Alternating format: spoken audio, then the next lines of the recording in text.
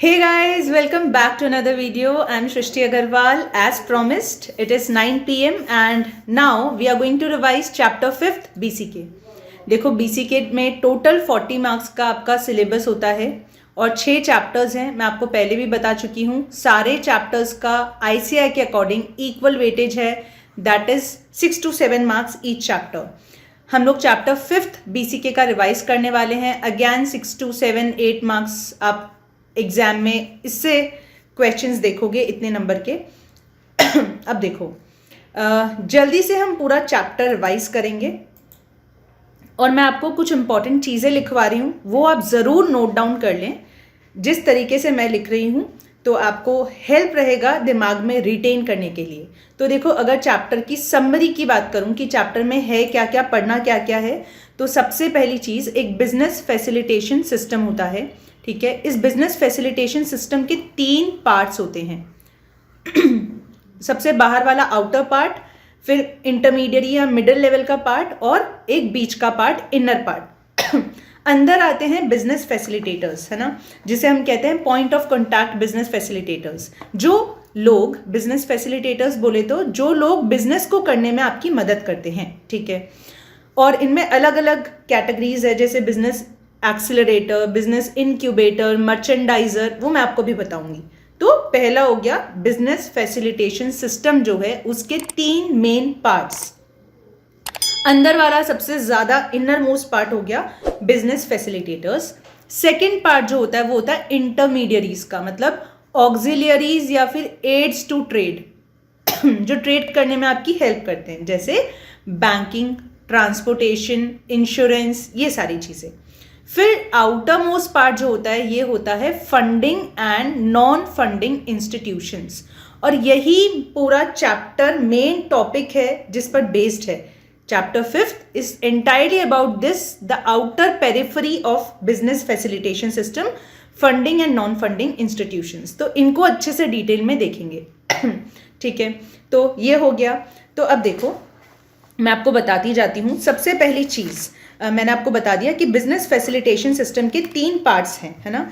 Point of contact business facilitators, सबसे inner most part, below level जो होता है.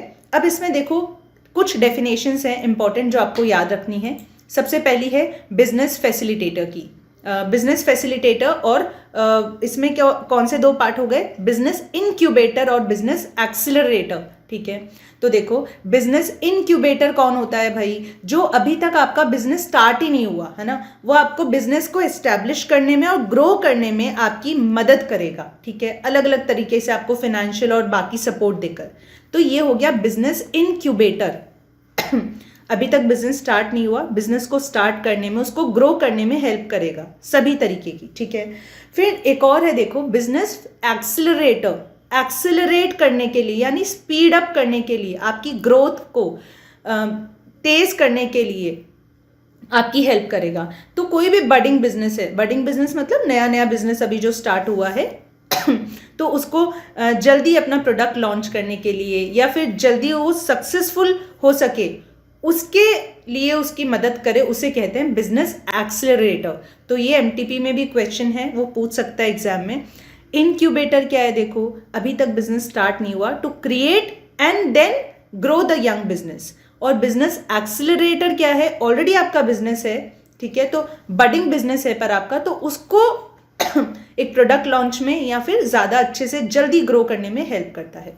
ठीक है, फिर एक होता है बिजनेस फिनेंशियल कंसल्टेंट, जो आपको इकोनॉमिक मैटर्स पर, बैंकिंग, मनी के मैटर्स में, फिनेंशियल मैटर्स में आपको एडवाइस देता है. मतलब किधर से आप फंड्स लेकर आओ, सोर्स ऑफ फंड आपका क्या होना चाहिए, फिनेंसिंग का सोर्स, फिर लॉन्ग टर्म लोन लेना चाहिए या शॉर्ट टर्म लेना चाहिए, ये सारी आपको एडवाइस देता है, वो फिनेंशियल कंसल्टेंट हो गया. एक मर्चेंडाइजर होता है जो आपकी बिजनेस में हेल्प करता है, जैसे बाइंग एंड सेलिंग, इन सब में. ठीक है, और एक और वर्ड है and that is a freight forwarder. वो कौन होता है फ्रीट फॉरवर्डर, कोई भी कंपनी हो गई या एक आदमी हो गया जो आपका फ्रीट मतलब ट्रांसपोर्टेशन जो होता है वो अरेंज करता है, जैसे कि शिपमेंट्स फॉर द बिजनेस, है ना, कि मैन्युफैक्चरर से आपको सामान लेकर आना है या आपको मार्केट तक रिटेलर या होलसेलर के पास अपना फिनिश प्रोडक्ट पहुंचाना है, तो वो हो गया एक ऐसा पर्सन या कंपनी जो आपको ये शिपमेंट अरेंज करके देता है, फ्रीट फॉरवर्डर। तो देखो सबसे पहले ये जो point of contact business facilitator है, इसमें ये सब आ जाएंगे, freight forwarder, business accelerator, business incubator, merchandiser और फाइनेंशियल, एक और जो मैंने आपको वर्ड बताया था, कंसल्टेंट, फाइनेंशियल कंसल्टेंट, ये सारी चीज़ें। अब ऑक्सिलियरीज टू ट्रेड में क्या क्या आता है देखो, banking, insurance, transportation, warehousing, ये सब, ठीक है।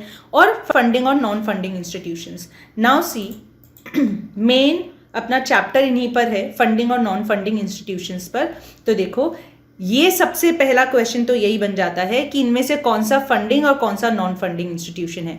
तो ये चारों जो हैं आपके नॉन फंडिंग इंस्टीट्यूशंस हैं, मतलब ये किसी को फंड नहीं देते, किसको, आम पब्लिक को, जनरली आम लोगों को फंड नहीं देते।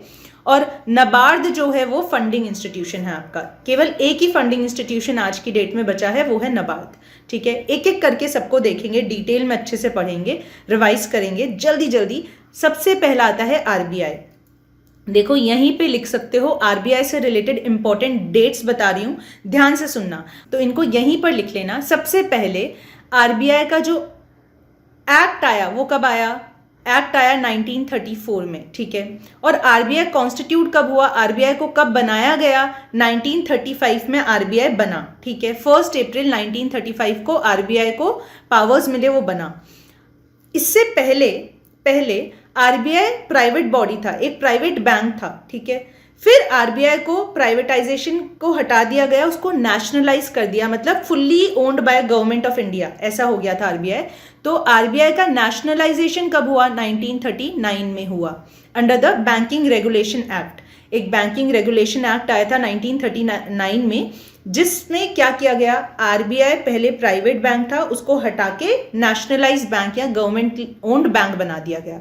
और 1937 में, ठीक है, 35 के 2 साल बाद आरबीआई का जो हेड ऑफिस था उसको कोलकाता से मुंबई शिफ्ट कर दिया गया। तो ये 4 डेट्स आपको याद होनी चाहिए। आरबीआई एक्ट आया 1934 में, फिर 1 अप्रैल 1935 में आरबीआई वॉज कॉन्स्टिट्यूटेड, और पहले आरबीआई प्राइवेट बैंक था, फिर उसको गवर्नमेंट ओन्ड बैंक बनाया 1939 में बैंकिंग रेगुलेशन एक्ट के अंदर। और 1937 में आरबीआई का जो हेड ऑफिस है उसको कोलकाता से मुंबई ट्रांसफर किया, शिफ्ट किया। और आरबीआई को रूल कौन करता है, एक बोर्ड ऑफ डायरेक्टर्स गवर्न करते हैं, आरबीआई को रूल करते हैं, which is appointed by the central government, ठीक है भाई। ये सारी चीजें हो गई। अब देखो ये 4 डेट्स इंपॉर्टेंट है, पूछ सकता है एग्जाम में कुछ भी, याद रखना। पहले एक्ट आया 34 में और 35 में आरबीआई बना, ठीक है। और आपको क्या याद रखना है आरबीआई के बारे में मैं आपको बता देती हूँ, देखो जल्दी जल्दी देखो। आरबीआई ये मैंने आपको बता दिया, एस्टैब्लिश हुआ 1935 में 1 अप्रैल को, ऑलराइट। अब आरबीआई का रोल क्या है, देखो सबसे पहले आरबीआई सेंट्रल बैंक है कंट्री का, right. It is the main supreme body for monetary policy implementation, है ना। और क्रेडिट पॉलिसी को अगर इम्प्लीमेंट करना है, उसका पूरा मेंटेन करना है, तो आरबीआई इज रिस्पॉन्सिबल। तो it is the apex monetary institution in the country, ठीक है। और इकोनॉमिक स्टेबिलिटी को मेंटेन करना आरबीआई का काम है, और इकोनॉमिक ग्रोथ होनी चाहिए नेशन की, इसमें असिस्ट करना भी आरबीआई का मेन काम है। और अगर गवर्नमेंट को किसी भी इकोनॉमिक, फाइनेंशियल, बैंकिंग से रिलेटेड मैटर में एडवाइस चाहिए तो वो आरबीआई देता है, ठीक है। कोई भी इकोनॉमिक पॉलिसी, फाइनेंशियल पॉलिसी से रिलेटेड। और जो आरबीआई रिस्पॉन्सिबल है देश में मॉनेटरी पॉलिसी को इम्प्लीमेंट करने के लिए, कंट्रोल करने के लिए, क्रेडिट पॉलिसी को मेंटेन करने के लिए आरबीआई रिस्पॉन्सिबल है। RBI is the friend philosopher and guide to the commercial banks, ठीक है। और इकोनॉमिक ग्रोथ होनी चाहिए देश में, वो भी आरबीआई देखता है। और भी कुछ डेवलपमेंटल फंक्शंस भी आरबीआई के, जैसे प्रायोरिटी सेक्टर लेंडिंग, है ना, कि किस सेक्टर को प्रायोरिटी दी है गवर्नमेंट ने, तो उस सेक्टर को पहले पैसा मिलना चाहिए, ये इंश्योर करना भी आरबीआई का काम है। जैसे agriculture, export, small scale industry, इन सबको पहले जल्दी और चीप रेट्स में लोन मिले, ये आरबीआई का काम है। और RBI also sees that it has to protect the market for government securities, ठीक है, and channelize the credit in the desired direction। तो ये सब तो आरबीआई के रोल हो गए। अब अगर आरबीआई के फंक्शंस की आप बात करो तो देखो बहुत इंपॉर्टेंट है, यहाँ से जो क्वेश्चंस आते हैं वो भी मैं आपको अभी बताऊंगी। RBI is the issuer of currency. So sole authority to issue the notes in India is RBI. RBI हमारे देश का सेंट्रल बैंक है. तो सारे नोट्स RBI इशू करता है एक्सेप्ट 1 रुपी नोट. 1 रुपए के नोट को छोड़कर और सारे कॉइन्स को छोड़कर जितने भी नोट्स बनते हैं वो RBI इशू करता है. तो ये कॉइन्स और नोट्स जो हैं, 1 रुपए का नोट और बाकी सारे कॉइन्स कौन इशू करेगा? गवर्नमेंट. ठीक है. RBI acts as the banker to the government. अगर कभी बैंक्स को, कमर्शियल बैंक्स को पैसे की, लोन की ज़रूरत पड़ती है, उन्हें अपना एक्स्ट्रा पैसा, सरप्लस अमाउंट किसी के साथ रखना होता है, तो वो कौन होता है? RBI. अगर मान लो कि बैंक्स को ट्रेजरी बिल सेल करने हैं तो RBI उनसे खरीद लेता है. ठीक है. और RBI कई बार टी बिल्स को भी सेल करता है गवर्नमेंट के, सेंट्रल गवर्नमेंट के बिहाफ पे. और अगर शॉर्ट टर्म एडवांसेस या लॉन्ग टर्म एडवांसेस चाहिए स्टेट गवर्नमेंट, सेंट्रल गवर्नमेंट को और बाकी फाइनेंशियल इंस्टीट्यूशंस को, तो कौन देता है? RBI. ठीक है. और जितने भी इकोनॉमिक पॉलिसीज है, फाइनेंशियल पॉलिसीज है, उन सब पर एडवाइस कौन देता है बैंक को? RBI. ठीक है. So RBI is the issuer of the currency and banker to the bank. ठीक है. चलो अब देखो, ऐसे ही RBI को पावर्स मिले हुए हैं बैंक्स को रेगुलेट करने के लिए. मतलब बैंक्स को कंट्रोल करने का भी तो काम RBI का है. तो उसको 2 एक्ट के अंदर पावर्स मिले हैं. एक तो RBI एक्ट है 1934 का और एक बैंकिंग रेगुलेशन एक्ट है 1949 का. इन दोनों एक्ट्स के अंदर RBI को पावर्स मिले हैं. अगर वो एग्जाम में क्वेश्चन पूछता है, तुम्हें पता होना चाहिए दोनों एक्ट्स हैं जो मिलके RBI को पावर्स देते हैं. तो RBI के पास में पावर है कि वो फिनेंशियल असिस्टेंस दे सकता है शेड्यूल्ड बैंक्स को, स्टेट कोऑपरेटिव बैंक्स को. ठीक है. और वो जो कमर्शियल बैंक्स होते हैं उनको भी इंस्पेक्ट करता है, उनके रिटर्न्स वगैरह सब देखता है. Alright. Another important point is RBI is the custodian of foreign exchange reserves. ये एग्जाम में पूछा जा चुका है. हमारे देश के फॉरेन एक्सचेंज रिजर्व्स का कस्टोडियन कौन है? किसके पास रहते हैं रिजर्व्स? RBI के पास रहते हैं. ठीक है. आगे देखो, RBI is the controller of credit. भाई कितना पैसा देश में घूमेगा पूरी इकोनॉमी में और कौन से सेक्टर में कितना पैसा जाएगा, ये सब RBI देखता है. अब देखो यहाँ पर 2 चीज़ें होती है. एक तो क्वांटिटी, मतलब वॉल्यूम ऑफ क्रेडिट, टोटल कितना मनी सप्लाई इकोनॉमी में घूमने वाला है. ठीक है. ये बैंक रेट, फिर रेपो रेट, रिवर्स रेपो, है ना, इन सब की मदद से RBI देखता है. SLR, CRR, right. और दूसरी चीज़ होती है क्वालिटेटिव मेजर्स, या आप कह सकते हो सिलेक्टिव क्रेडिट कंट्रोल मेजर्स. तो ये भी RBI का ही एक टूल है. इसमें क्या होता है, RBI ये देखता है कि किस पर्टिकुलर सेक्टर को कितना क्रेडिट मिलने वाला है या मिलना चाहिए. तो पूरे देश में, पूरी इकोनॉमी में सारे सेक्टर्स को कितना पैसा मिलेगा? Quantitative measures, volume of credit regulate करता है RBI, bank rate, repo rate, reverse repo, SLR, CRR, इन सब की मदद से.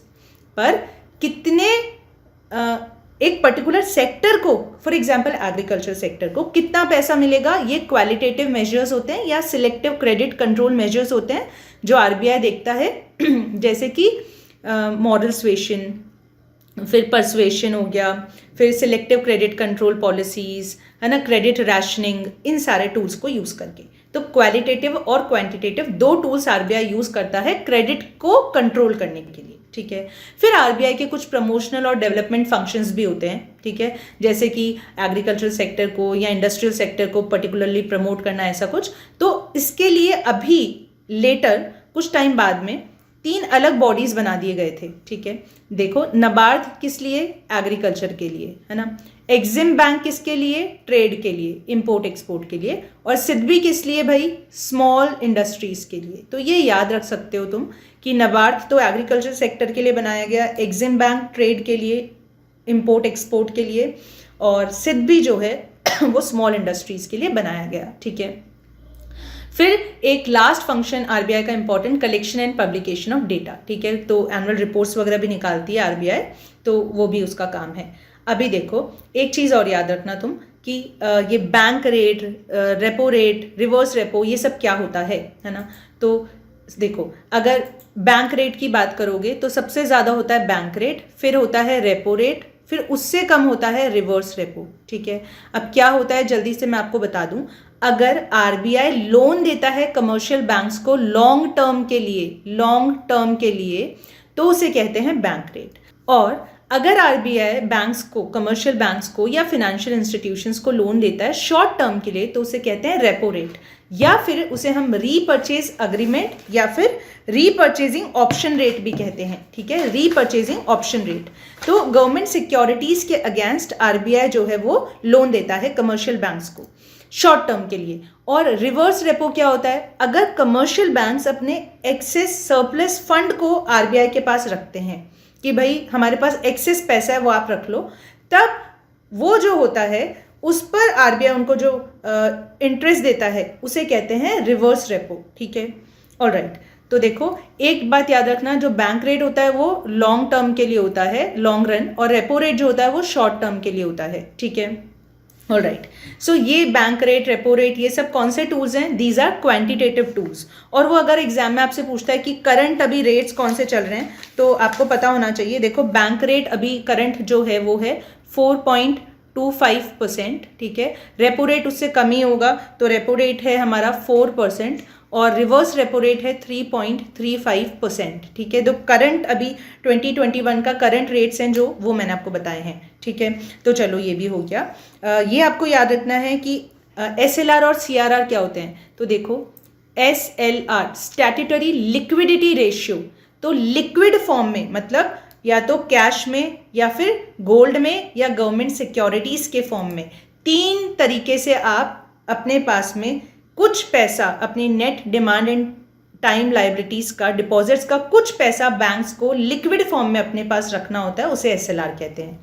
और CRR that is cash reserve ratio, तो भाई रिजर्व वर्ड आ गया, मतलब ये जाएगा रिजर्व बैंक के पास।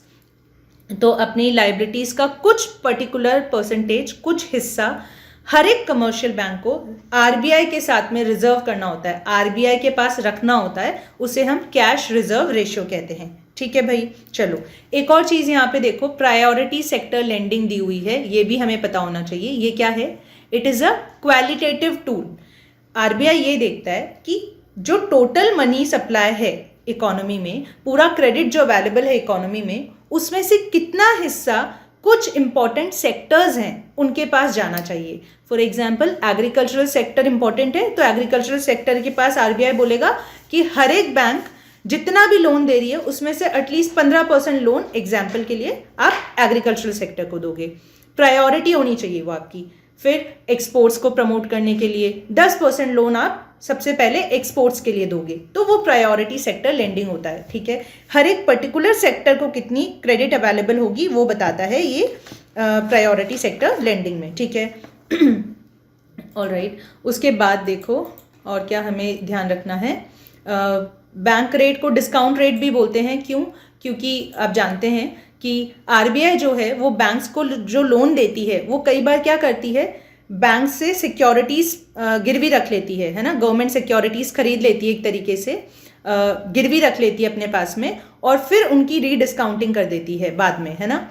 तो इसीलिए इसे डिस्काउंट रेट भी कहा जाता है। ऑलराइट, और रेपो रेट मैंने आपको बता दिया, it is for those loans which are lend for short duration, short term loan के लिए होता है repo rate up to 2 weeks, generally 2 weeks तक के लोन्स के लिए होता है रेपो रेट, ठीक है। चलो अब देखो एक और चीज आपको याद रखनी होगी कि आरबीआई जो है उसके लिए कुछ वर्ड्स यूज किए गए हैं, वो बहुत इंपॉर्टेंट है, वो 1 लाइनर्स की तरह आपको एग्जाम में दे सकता है, जैसे finance is the life blood of business, है ना। तो अगर वो एग्जाम में आपसे पूछता है dash is the life blood of business finance, ठीक है।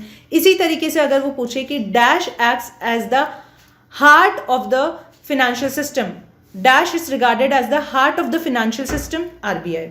Dash is the sole issuer of currency in India, RBI. Dash is the custodian of foreign exchange reserves, RBI. Dash acts as the friend, philosopher and guide to the government, RBI. Dash represents the government of India in all the international organizations and forums, RBI, ठीक है। चलो तो एक और चीज़ याद रखो, जितना भी फंड ट्रांसफ़र होते हैं, जैसे बैंक्स, एक बैंक से दूसरे बैंक के बीच में, या जो भी पूरा पेमेंट सिस्टम है, पेमेंट मैकेनिज्म है, उसको कौन देखता है, आरबीआई देखता है। जैसे कार्ड स्वाइपिंग, इंटरनेट बैंकिंग, इन सारी चीज़ों को आरबीआई दिखता है, ठीक है। तो याद रखना भाई, मैंने आरबीआई से रिलेटेड आपको 4 इंपॉर्टेंट डेट्स बताई थी। कौन कौन सी? सबसे पहले आरबीआई कब आया? आरबीआई आया 1 अप्रैल 1935 को, ठीक है। और किस एक्ट के अंदर आया? RBI act of 1934।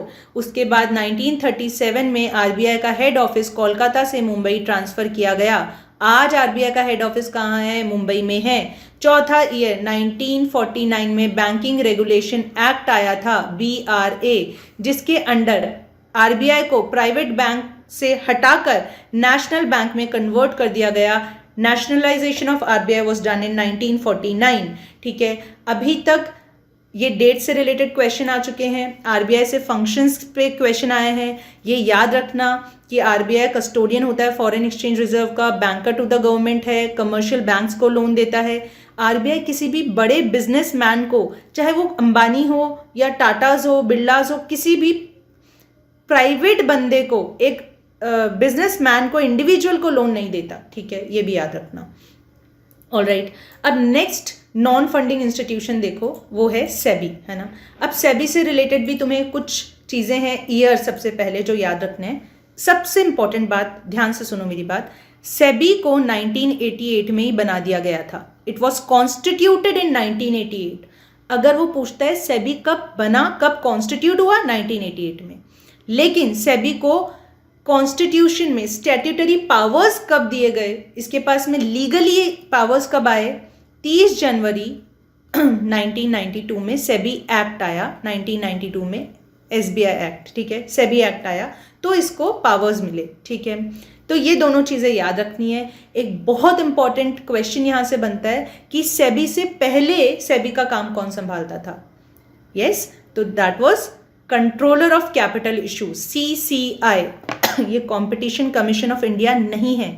Controller of capital issues एक अथॉरिटी थी जो सेबी से पहले सेबी का काम करती थी। मतलब पहले CCI था, ठीक है, उसके बाद 1988 में सेबी आ गया, है ना, CCI हट गया, तो सेबी ने किसको रिप्लेस किया? Controller of capital issues, CCI को रिप्लेस किया। और 30 जनवरी 1992 को सेबी को पावर्स मिले, है ना, स्टैट्यूटरी पावर्स मिले, ठीक है। तो ये बहुत इंपॉर्टेंट है। 1988 में सेबी आया, 92 में सेबी एक्ट आया और CCI को सेबी ने रिप्लेस किया। ये सारे ईयर्स आपको याद रखने हैं। ऑलराइट, फिर देखो सेबी के हेड ऑफिस पर भी क्वेश्चन आता है। सेबी हो, चाहे नबार्ड हो, चाहे आरबीआई हो, इनका हेड ऑफिस सबका कहाँ पर है? हमारे देश के फिनेंशियल कैपिटल में, यानी मुंबई में। तो ये बात याद रखना, नबार्ड, सेबी, आरबीआई सबका हेड ऑफिस यही है। अब देखो सेबी का जो हेड ऑफिस है वो तो मुंबई में है, और रीजनल ऑफिसेस भी तो हैं, है ना। तो नॉर्थ में जो हेड ऑफिस है वो दिल्ली में हो गया, साउथ में चेन्नई में हो जाएगा, और ईस्ट में it will be in Kolkata, ठीक है। और वेस्ट की बात करो तो गुजरात में क्या होगा? अहमदाबाद, ठीक है। तो ये सेबी के रीजनल ऑफिसेस की बात हो गई, मुंबई, दिल्ली, चेन्नई, अहमदाबाद एंड कोलकाता, राइट। और सेबी ने किसको हटाया? CCI को हटाया, ये भी याद रखना है ना, ठीक है। तो सेबी से रिलेटेड ये 3 साल आपको याद रखने हैं। अब देखो आरबीआई को संभालता कौन है? बोर्ड ऑफ डायरेक्टर्स, है ना। वैसे ही सेबी को भी बोर्ड ऑफ डायरेक्टर्स संभालते हैं, है ना। तो इसमें कौन है बोर्ड ऑफ डायरेक्टर्स में? BOD है सेबी का एक पूरा, जिसमें चेयरमैन के साथ साथ 8 लोग और हैं। अब यहाँ से तुम क्वेश्चन एक्सपेक्ट कर सकते हो, ठीक है। क्वेश्चन में क्या पूछेगा वो कि भाई कितने लोग होते हैं, किसको कौन नॉमिनेट करता है, आरबीआई से कितने हैं एंड ऑल। तो चेयरमैन के साथ 8 लोग हैं। 8 लोगों में देखो कौन कौन है। एक बंदा होना चाहिए रिजर्व बैंक ऑफ इंडिया से, ठीक है, और इसे कौन नॉमिनेट करेगा? Central government. 2 बंदे कहाँ से होने चाहिए? ये होने चाहिए हमारे गवर्नमेंट की मिनिस्ट्री से, ठीक है, फिनेंस और एडमिनिस्ट्रेशन की फील्ड से। इन्हें भी कौन नॉमिनेट करेगा? Central government. और 5 बचे हुए बंदे जो है वो भी अपॉइंट किए जाएंगे सेंट्रल गवर्नमेंट के द्वारा। They will also be appointed by central government, 5 other members, ठीक है। तो इनमें से मिनिमम 3 याद रखना, minimum 3 members whole time members होने चाहिए, ठीक है। ये अलग अलग फील्ड से के एक्सपर्ट्स हो सकते हैं, जैसे कि securities market, law, finance, accounts, economics, administration, किसी भी फील्ड में ये एक्सपर्ट हो सकते हैं। तो देखो, एक चेयरमैन होता है जिसको कौन अपॉइंट करता है? Central government. बाकी 8 मेंबर्स होते हैं जिनमें से एक आरबीआई से होना चाहिए, 2 गवर्नमेंट की मिनिस्ट्री से होने चाहिए और 5 और बाकी के लोग होने चाहिए जो सेंट्रल गवर्नमेंट ही अपॉइंट करेगी। इन 5 में से 3 मिनिमम होल टाइम मेंबर्स होंगे। ठीक है भाई, चलो ये भी हो गया। उसके बाद देखो 2 चीज़ें आती हैं एक तो है सेबी के फंक्शंस और एक सेबी के रिस्पॉन्सिबिलिटी किसके लिए है। ठीक है, तो अगर वो आपसे एग्जाम में पूछता है कि भाई सेबी जो है वो 3 टाइप के लोगों के लिए या 3 कैटेगरी के लोगों को के लिए रिस्पॉन्सिबल होता है, उसको 3 लोगों का या 3 कैटेगरीज में लोगों का ध्यान रखना पड़ता है, उनकी ज़रूरतों का ध्यान रखना पड़ता है, वो कौन है? तो सबसे पहले तो पूरे कौन हो गए? इश्यूअर ऑफ सिक्योरिटीज़, मतलब कंपनीज जो होती हैं जो सिक्योरिटीज़ इशू करती हैं उनके लिए सेबी रिस्पॉन्सिबल होता है। फिर इन्वेस्टर्स, जो लोग पैसा लगाते हैं, मतलब जनरल पब्लिक है ना, और मार्केट इंटरमीडियरीज जैसे कि ब्रोकर्स है ना। तो भाई अगर ये क्वेश्चन पूछता है कि मार्केट में 3 कौन कौन से ग्रुप आते हैं जिनके लिए SEBI has to be responsive, then it is what? It is the issuer of securities, the investors and the intermediaries. 3 I हो गए, issuer of securities, investors and intermediaries. ठीक है, तो ये तीनों आईज के लिए सेबी रिस्पॉन्सिव है। नेक्स्ट एक इंपॉर्टेंट क्वेश्चन बनता है सेबी के फंक्शंस पर। तो 3 तरीके के फंक्शंस होंगे सेबी के भाई, कौन से? क्वेसी लेजिस्लेटिव, जुडिशियरी और एग्जीक्यूटिव। लेजिस्लेचर, जुडिशियरी और एग्जीक्यूटिव 3 पिलर्स होते हैं किसी भी इकोनॉमी के। तो ये quasi legislative, quasi judiciary, quasi executive functions हो गए। अब सेबी के पास क्या क्या पावर्स हैं? देखो सेबी जो है ना वो क्या करता है, किसको देखने के लिए सेबी बनाया गया? Securities and exchange board of India. तो सिक्योरिटीज मार्केट को रेगुलेट करता है सेबी, या आप बोल सकते हो कैपिटल मार्केट को रेगुलेट करता है सेबी। अगर एग्जाम में क्वेश्चन आता है कि भाई सेबी किसको देखता है, कैपिटल मार्केट या सिक्योरिटीज मार्केट, तो देखो जितने भी स्टॉक एक्सचेंजेस हैं है ना उनके लॉज जो हैं उनको यही अप्रूव करता है। ये भी बोलता है सेबी कि भाई आप इस लॉ को चेंज करो, इसमें ये अमेंडमेंट लेकर आओ। अगर बुक्स ऑफ अकाउंट्स को मंगवाना हो, उनको इंस्पेक्ट करना हो, तो वो भी सेबी कर सकता है। किसके बुक्स मंगवाता है? स्टॉक एक्सचेंजेस की बुक्स मंगवा सकता है, फिर कंपनीज की बुक्स मंगवा सकता है, किसी भी फिनेंशियल इंटरमीडियरी की बुक्स मंगवा सकता है। और सेबी आपको ये भी बोल सकता है कि आप अगर एक पर्टिकुलर कंपनी हो कि भाई आपको ज़रूरी है आपको अपने शेयर्स को स्टॉक एक्सचेंज में लिस्ट करना पड़ेगा। ठीक है, so it approves, it amends the by laws of stock exchanges, it can call for inspection of books of accounts from stock exchanges, financial intermediaries. It can compel a company to register itself in at the stock exchange. ठीक है, चलो ये हो गया सेबी। तो सेबी से related जो years मैंने आपको बताए एक और बार याद करेंगे। 1988 में सेबी कॉन्स्टिट्यूट हुआ है ना, 1992 में सेबी एक्ट आया। ठीक है, और CCI जो था 1947 में आया था जब हम आज़ाद हुए थे, उसको सेबी ने हटा दिया, रिप्लेस कर दिया। ठीक है, नेक्स्ट जो नॉन फंडिंग इंस्टीट्यूशन है वो है कंपटीशन कमीशन ऑफ इंडिया। अब देखो CCI की बात करो तो नाम से ही समझ आ रहा है कंपटीशन कमीशन, मतलब कंपटीशन के लिए बनाया गया है ना। तो इसके देखो ऑब्जेक्टिव्स की बात करते हैं कि भाई तुमने बनाया क्यों इसको। पहली बात तो देखो इकोनॉमी में है ना फेयर कंपटीशन हो, इसलिए बनाया कि भाई फेयर कंपटीशन होना चाहिए। फिर जितने भी प्रोड्यूसर्स हैं, सप्लायर्स हैं, उन सबको क्या इंश्योरिटी हो कि हमें एक लेवल प्लेइंग फील्ड मिल रही है ना।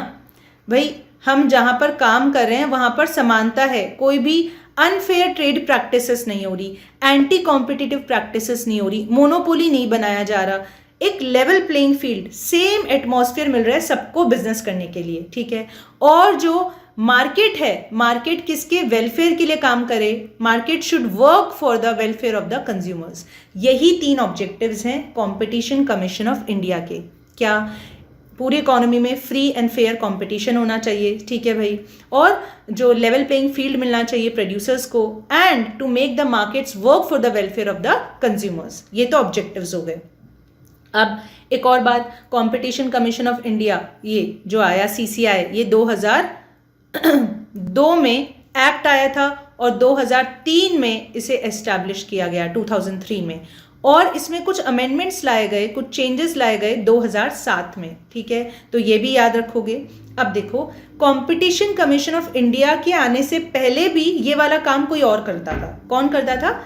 MRTP एक्ट था पहले, monopolies and restrictive trade practices act of 1969 में ये एक्ट था जो पहले देखता था इन सारी चीज़ों को, है ना। उसके हटा दिया गया उसको, और 2002 में हमारा CCI एक्ट आया, है ना। चलो अब देखो, कंपटीशन की अगर बात करो तो दो टाइप्स के हो सकते हैं, डायरेक्ट और इनडायरेक्ट। डायरेक्ट कंपटीशन मतलब अगर आप सेम टाइप का प्रोडक्ट दे रहे हो, जैसे मैकडॉनल्ड्स और बर्गर किंग हो गया, कोक और पेप्सी, पिज्ज़ा हट और डोमिनोज, ऐसा।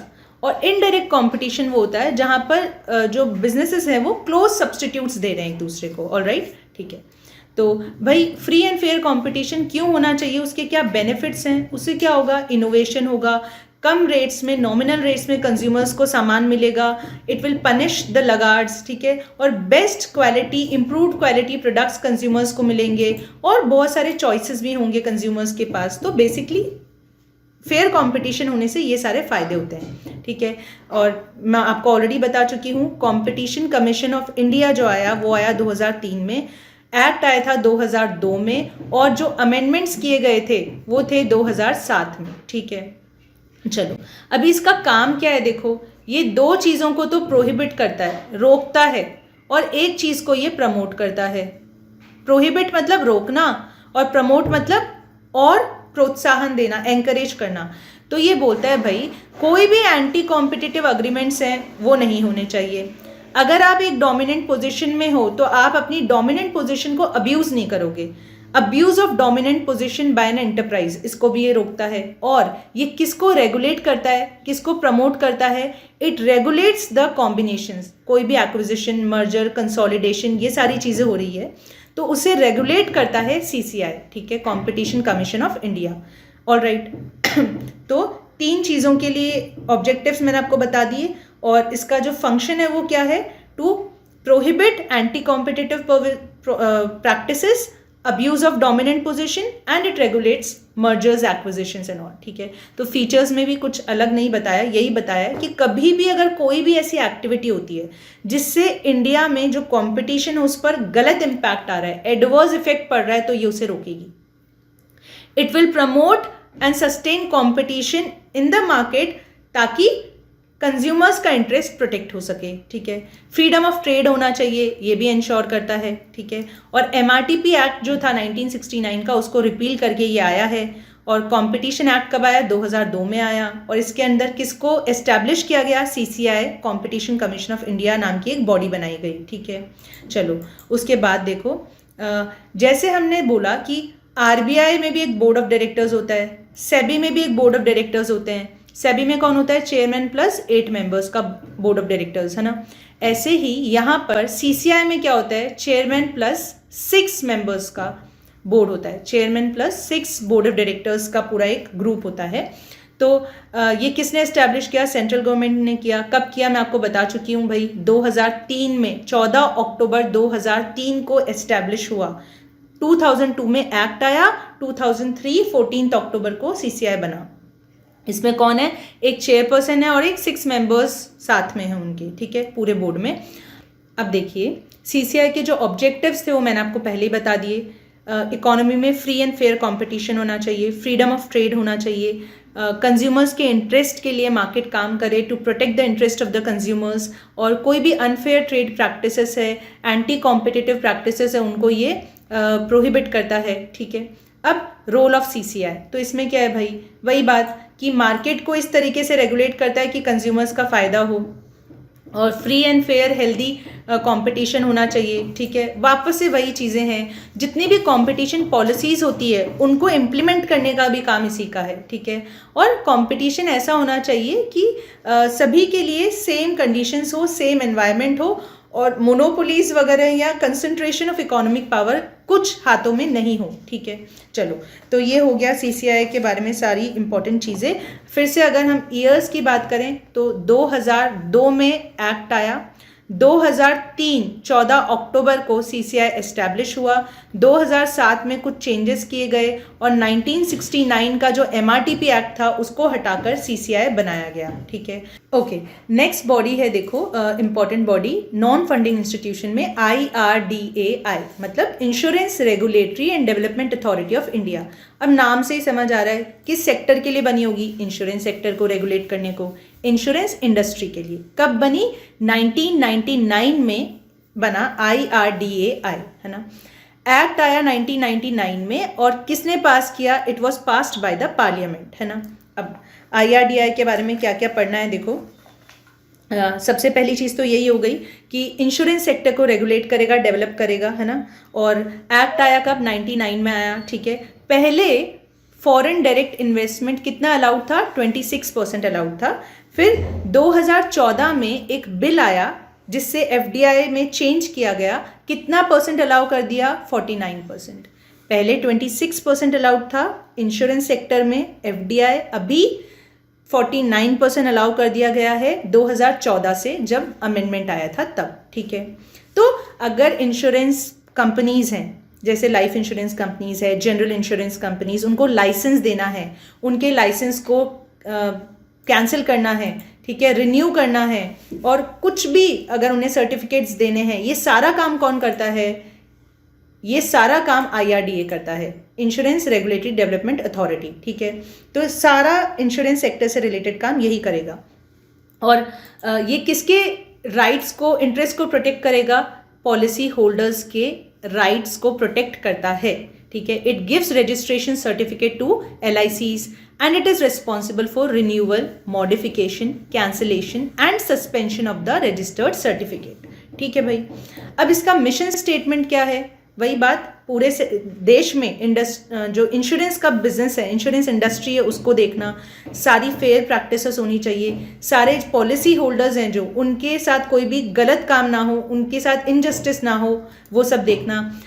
It also sets, promotes, monitors and एनफोर्सेस high standards of integrity and financial soundness in the in the insurance sector. ठीक है, और अगर कोई भी मतलब आपको ग्रीवांस है, कोई भी आपको शिकायत है इंश्योरेंस बिजनेस में, इंश्योरेंस सेक्टर में किसी से भी रिलेटेड, तो आप IRDAI के पास जा सकते हो, है ना। ऑलराइट, और एक इम्पॉर्टेंट क्वेश्चन यहाँ पर बनता है कि जितने भी ड्यूटीज, पावर्स और फंक्शंस है IRDAI के, वो कहाँ पर लिखे हुए हैं? वो भाई 1999 में जो एक्ट आया था, IRDAI एक्ट, उसके सेक्शन 14 में लिखे हैं। तो ये याद रखना कि सेक्शन 14 में ड्यूटीज, पावर्स और फंक्शंस लिखे हुए हैं, है ना, ये ध्यान रखना है। ऑलराइट, तो IRDAI में कुछ ज़्यादा इंपॉर्टेंट नहीं है, बस इतना याद रखो, इंश्योरेंस बिजनेस के लिए है और पॉलिसी होल्डर्स के इंटरेस्ट को प्रोटेक्ट करने के लिए है। एक्ट आया था 1999 में, it is passed by an act of parliament, और सेक्शन 14 इंपॉर्टेंट है जिसमें पावर्स, ड्यूटीज़ वगैरह बताई हुई है। ठीक है भाई, तो ये देखो, ये सारे हो गए हमारे नॉन फंडिंग इंस्टीट्यूशंस। ठीक है, तो एक एग्जाम में क्वेश्चन तो सीधे सीधे ये भी बन सकता है कि इनमें से कौन सा नॉन फंडिंग है या फिर कौन सा नॉन फंडिंग नहीं है। तो ये मैंने आपको सब बता दिया है RBI, SEBI, CCI और IRDAI के बारे में। ऑलराइट, तो एक चीज़ यहाँ पर मैंने आपको नहीं बताई सेबी के बारे में, कि अगर आप सेबी के किसी डिसीजन से, वर्डिक्ट से सहमत नहीं हो, तो आप उसके अगेंस्ट अपील कहाँ करोगे? सिक्योरिटीज एपिलेट ट्राइब्यूनल में करोगे। और it is a 3 member body, 3 लोग होते हैं इसमें, सैट में 3 मेंबर बॉडी होती है। And right now it is headed by justice DR Dhanuka. हो सकता है वो एग्जाम में आपसे पूछ ले कि अभी currently SAT, securities appellate tribunal का हेड कौन है? It is justice DR Dhanuka, याद रखना। और अगर आप सैट के डिसीजन से भी सेटिस्फाइड नहीं हो तो फिर आप किधर जाओगे? माई बाप कौन है? हाईएस्ट जुडिशियल बॉडी कौन है इंडिया में? Supreme court. ठीक है, तो अगर सेबी से सेटिस्फाइड नहीं हो, सैट के पास जाओ, सैट से सेटिस्फाइड नहीं हो तो सुप्रीम कोर्ट के पास जाओ। ठीक है, फिर देखो एग्जाम में एक और बहुत इंपॉर्टेंट क्वेश्चन बनता है, RBI किसको रेगुलेट करता है भाई? मनी मार्केट को। सेबी किसको रेगुलेट करता है? कैपिटल मार्केट या सिक्योरिटीज मार्केट को। और सेबी से पहले कौन था? कंट्रोलर ऑफ कैपिटल इश्यूज था। ठीक है, फिर जो कंपटीशन कमीशन ऑफ इंडिया है, एक्ट आया था 2002 में, मैं बता चुकी हूँ। और सीसीआई कब एस्टैब्लिश हुआ? अक्टूबर 14, 2003 में, ठीक है भाई। और इससे पहले कौन था? एमआरटीपी एक्ट था 1969 का। ये लाइन थोड़ी इंपॉर्टेंट है, एग्जाम में क्वेश्चन पूछ सकता है कि नॉन फाइनेंशियल मार्केट्स जो हैं उनके रूल्स को कौन सेट करता है? फाइनेंशियल मार्केट के लिए तो हम जानते हैं कौन है, सेबी है। नॉन फाइनेंशियल मार्केट्स मतलब market for goods and services, उसको कौन देखता है? उसको सीसीआई देखता है, ठीक है। All right. और क्या याद रखोगे?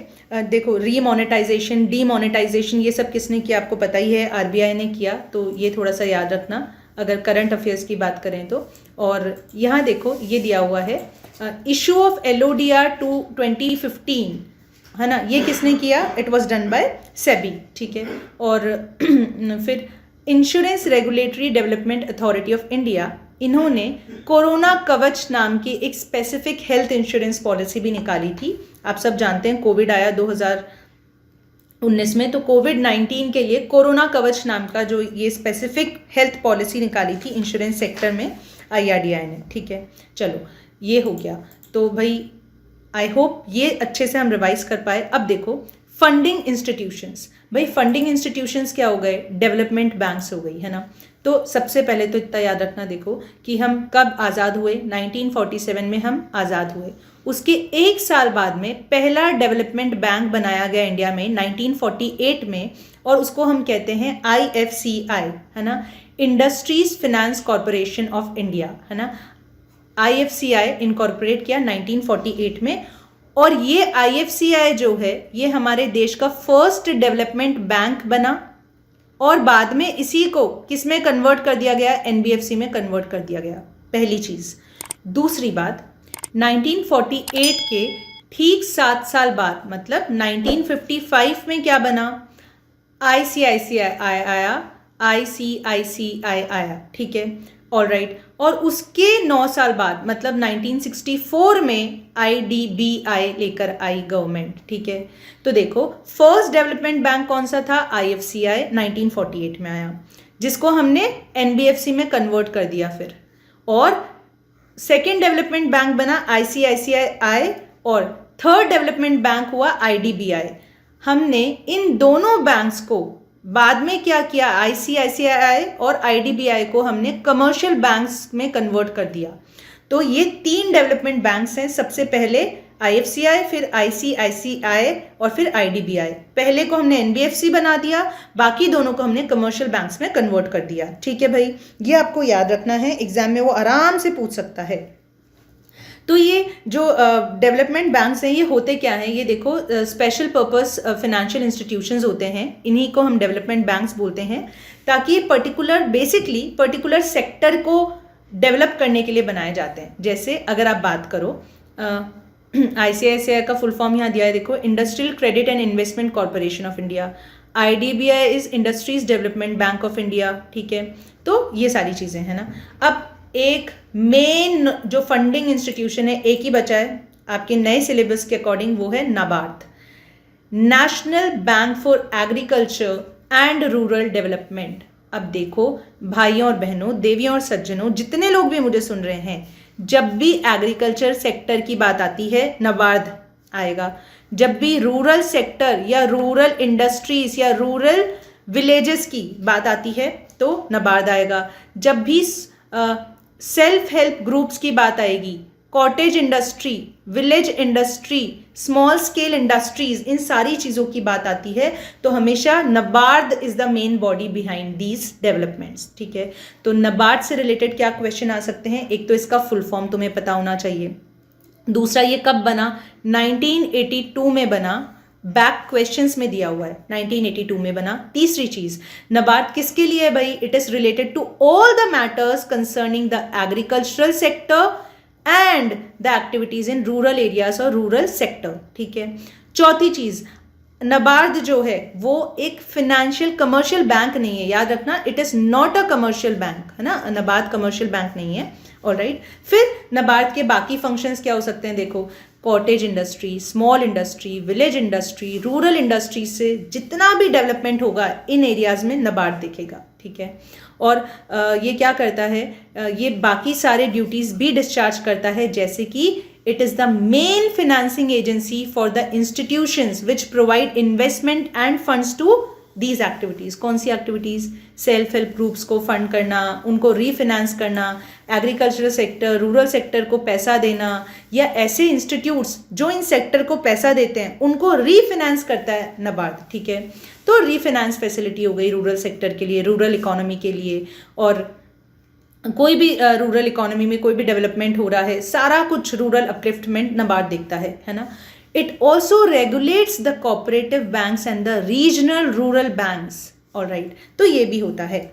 Then it coordinates the rural financing activities. तो coordination का काम भी कौन करता है? नाबार्ड करता है। मान लो RBI जो है वो रूरल सेक्टर को फंडिंग दे रहा है, तो coordination का मीडिएटर का काम करेगा नाबार्ड, ठीक है। ऐसे ही मान लो स्टेट गवर्नमेंट्स हैं या फिर और कोई सेंट्रल गवर्नमेंट है, अगर वो फंडिंग कर रही है रूरल सेक्टर या एग्रीकल्चरल सेक्टर को, तो भी नाबार्ड जो है वो कोऑर्डिनेशन का काम करता है, ठीक है। It also refinances the state cooperative agricultural and rural development banks, okay, state cooperative banks and RRBs, commercial banks and other institutions which are approved by RBI। तो रीफिनेंसिंग का काम तो नाबार्ड करता है, ये बता चुकी हूँ आपको, ठीक है। फिर देखो, एक इंपॉर्टेंट प्रोग्राम है नाबार्ड का, self help group bank linkage programme. तो वो ये भी पूछ सकता है आपसे एग्जाम में कि self help groups bank linkage programme जो है वो कौन चलाता है? नाबार्ड चलाता है भाई। अब सेल्फ हेल्प ग्रुप्स क्या होते हैं? जनरली जो रूरल एरियाज में, रूरल विलेजेस में पुअर विमेन होती हैं, है ना, उनको कंपोज कर दिया जाता है, ग्रुप बना दिया जाता है उनको, ठीक है। और उनको it is an important tool for micro financing in India. मतलब छोटे छोटे लेवल पे स्मॉल बिजनेसेस को ग्रोथ, उनकी ग्रोथ के लिए, उनको एक मोटिवेशन देने के लिए, उनकी हेल्प करने के लिए, स्मॉल बिजनेसेस की हेल्प करने के लिए, उनको पैसा दिलवाने के लिए ये सेल्फ हेल्प ग्रुप्स जो होते हैं ये हेल्प करते हैं, ठीक है भाई। तो ये हो गया। अब देखो, ये जो टेबल है ये बहुत इंपॉर्टेंट है, यहाँ से आप एग्जाम में क्वेश्चन एक्सपेक्ट कर सकते हो। पहला इंपॉर्टेंट पॉइंट कि जब देश आज़ाद हुआ था तब शुरू के 40 सालों में जो भी इंडस्ट्रियल डेवलपमेंट होना था वो किसने किया था?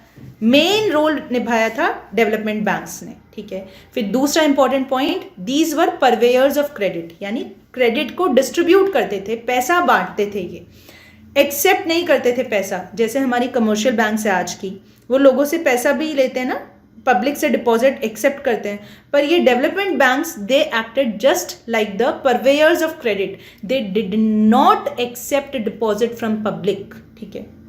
तीसरा इंपॉर्टेंट पॉइंट मैंने आपको बताया, IFCI फर्स्ट डेवलपमेंट बैंक था जो 1948 में आया, जिसको हमने NBFC में कन्वर्ट कर दिया। फिर चौथा इंपॉर्टेंट पॉइंट, फिर आया ICICI 1955 में, और फिर आया IDBI थर्ड डेवलपमेंट बैंक 1964 में। इन दोनों को हमने कमर्शियल बैंक्स में कन्वर्ट कर दिया, आज ये कमर्शियल बैंक्स हैं। और NABARD is the lone survivor, मतलब अकेला, लोन मतलब अलोन, अकेला सर्वाइवर है ये, जो कि डेवलपमेंट बैंकिंग के एरा से इंडिया में आज तक जिंदा है, ठीक है। तो NABARD is the only funding institution, the lone survivor from the area of development banking in India, ठीक है भाई। सो देखो, जहाँ तक मैं समझ रही हूँ मैंने आपको सारी चीज़ें बता दी है इस चैप्टर में, जो भी इंपॉर्टेंट चीज़ें हैं जो आपको याद रखनी है। एक दो चीज़ें आप और याद रखें। देखो, आपके चैप्टर के बिगनिंग में दिया हुआ है, हो सकता है वो पूछ ले कि इंडस्ट्रीज पॉलिसी स्टेटमेंट, है ना, इंडस्ट्रियल पॉलिसी स्टेटमेंट जो आया वो आया आपका 1948 में, ठीक है। 1947 में हम आज़ाद हुए थे, आपको पता है, तो सब एक साल बाद में इंडस्ट्रियल पॉलिसी स्टेटमेंट आया। फिर एक एक्ट आया, industries development and regulation act, है ना, ताकि पूरे इंडस्ट्रियल सेक्टर को आप डेवलप कर सको और उसको रेगुलेट कर सको। वो कब आया? 1951 में आया, ठीक है। उसके बाद में इंडस्ट्रियल पॉलिसी रेजोल्यूशन आया, इंडस्ट्रियल पॉलिसी रेजोल्यूशन आया 1956 में, ठीक है भाई। और लास्ट में बट नॉट द लीस्ट 1991 में, ये तो आप सबको पता है, पहले 19 लिख दो फिर इसको उल्टा कर दो 91, तो 1991 में आया LPG, ग्लोबलाइजेशन, प्राइवेटाइजेशन, लिबरलाइजेशन, जिसे हम कहते हैं watershed development in the Indian history, ठीक है। तो ये भी इंपॉर्टेंट है, वो एग्जाम में पूछ सकता है। मैंने आपको सब कुछ बता दिया। सारे ऑलमोस्ट बैक क्वेश्चंस कवर हो गए हैं हमारे रिवीजन में। कोई ऐसा क्वेश्चन नहीं बचा जो इस रिवीजन वीडियो को देखने के बाद आप सॉल्व नहीं कर पाओ। आपके मॉड्यूल में जितने भी क्वेश्चंस हैं सारे सॉल्व हो गए हैं। तो याद रखना कि आरबीआई जो है 1934 में एक्ट आया, 35 में आरबीआई बना, और आरबीआई का हेड ऑफिस आज मुंबई में है, पहले कोलकाता में था, और 1949 में आरबीआई को नेशनलाइज किया गया। और सेबी जो है, सेबी को बोर्ड ऑफ डायरेक्टर्स जो रूल करते हैं वो है चेयरमैन प्लस 8, ठीक है, चेयरमैन प्लस 8 अदर मेंबर्स हैं, और जिनमें से एक ही बंदा होता है आरबीआई से, और जो बाकी 3 लोग होते हैं 5 में से वो होंगे whole time members central government से, और बाकी के जो 2 लोग होंगे वो सेंट्रल गवर्नमेंट की मिनिस्ट्रीज से होंगे। तो इस तरीके से 8 लोग होते हैं। सेबी कब आया? 1992 में एक्ट आया और 1988 में सेबी को कॉन्स्टिट्यूट कर दिया गया था। सेबी ने सीसीआई को रिप्लेस किया, और ये क्या है? Controller of capital issues. और कंपटीशन कमीशन ऑफ इंडिया जो है वो 2002 में एक्ट आया। 14 अक्टूबर 2003 में सीसीआई नाम की बॉडी बनी, जिसने 1969 के एमआरटीपी एक्ट को हटाया, और 2007 में इसमें अमेंडमेंट्स लाए गए। और नबार्ड जो है वो 1982 में आया, और IRDAI 1999 में एक्ट आया, और उसके 1 साल बाद यानी 2000 में IRDA industries development regulatory and development authority जो बॉडी है वो 1 साल बाद में बनी, मतलब 2000 में बनी। तो मैंने आपको सारी चीज़ें अच्छे से रिवाइज करवा दी है। सो आई जस्ट होप कि अब अच्छे से आप एग्जाम में से रिलेटेड क्वेश्चंस को मार्क कर पाएंगे। So don't forget to watch economics marathon. I am giving the link in the description box below. Also tomorrow 8 AM, कल सुबह 8 बजे मैं एक बहुत इंपॉर्टेंट छोटा सा 9 मिनट का वीडियो आपको देने वाली हूँ, जिसमें इकोनॉमिक्स के सारे इंपॉर्टेंट लोगों के नाम होंगे। वो PDF आपको टेलीग्राम चैनल से मिल जाएगा। सो गाइज, अपने क्लॉक्स में अलार्म लगा लें। कल सुबह 8 बजे इकोनॉमिक्स का PDF आने वाला है, इंपॉर्टेंट वीडियोज़ वाला, और कल सुबह 11 बजे इकोनॉमिक्स का चैप्टर 4 जो है उसका रिविजन करेंगे हम मार्केट का, और कल शाम को मैं आपको BCK का मैराथन दूंगी। गाइज, इसके अलावा अगर आपको कोई भी हेल्प चाहिए you can mention it in the comments box below. I will try my best कि मैं 2 घंटे के अंदर अंदर आपके जो भी डाउट्स होंगे या क्वेश्चंस होंगे उनका रिप्लाई कर सकूं। So I wish you all the best, stay healthy, keep revising well, bye bye.